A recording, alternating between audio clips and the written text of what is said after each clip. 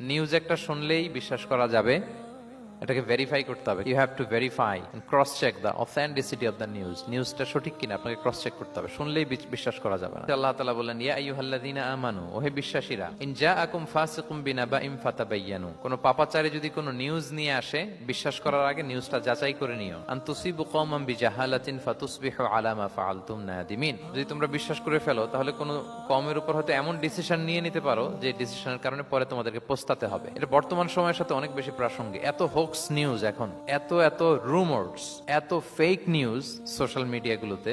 Even mainstream মিডিয়াও যা প্রচার করে সবই যে আপনি বিশ্বাস করতে পারবেন তাও না, ওইটাও একটু ক্রস চেক করে নিতে হবে। এদেরও কিছু প্রোপাগান্ডা থাকে আবার, এরাও নিউজকে এমন ভাবে অনেক সময় করে তাদের সুবিধার্থে। সো আপনার চোখ কান খোলা রেখে অনেকগুলো নিউজ একসাথে মিলিয়ে তারপরে বিশ্বাস করতে হবে। কিন্তু আমাদের সরল মনা অনেক ভাইদের যেটা হয়, ফেসবুকে একটা কিছু দেখে আমরা মনে করি যেটা সঠিক, ফলে কি করি, শেয়ার দিয়ে ফেলি। আবার আপনার বন্ধুরা শেয়ার দেয়, ফলে মুহূর্তে একটা রুমর, একটা গুজব ছড়িয়ে পড়ে সমাজে, কিন্তু আদতে এটার সাথে কোনো মিলই নাই বাস্তবতা। ইসলাম কত সুন্দর একটা নিউজকে ভেরিফাই করার জন্য আমাদেরকে নির্দেশ দিয়েছে। ফাতাবায়ানু মানে ক্রস চেক করো, যত মেইন স্ট্রিম মিডিয়া হোক। ওটা শুনলে আপনি আরো আপনার সোর্স থেকে আপনি একটু জানবেন, এরপরে আপনি বিশ্বাস করবেন। আপনি কি জানেন যে একটা কথা শুনেই ক্রস চেক না করে অ্যাকশনে যাওয়াতে কত পরিবার ভেঙে যায়, কত সম্পর্ক ভেঙে যায়? আমাদের মধ্যে প্রবণতা আছে। আপনার ছেলের ব্যাপারে একজন একটা কথা বললো, এসেই ছেলের মারপিট, জিজ্ঞেস করেন না এটা। আপনার মেয়ের ব্যাপারে একজন এসে একটা বাজে কথা বলছে, এসেই আপনি মেয়ের সাথে খারাপ আচরণ। আপনার ওয়াইফের ব্যাপারে একজন বললো আর কি, যে ভাই আপনি এখানে, ভাবিকে তো দেখলাম ওইখানে আরেকজনের সাথে,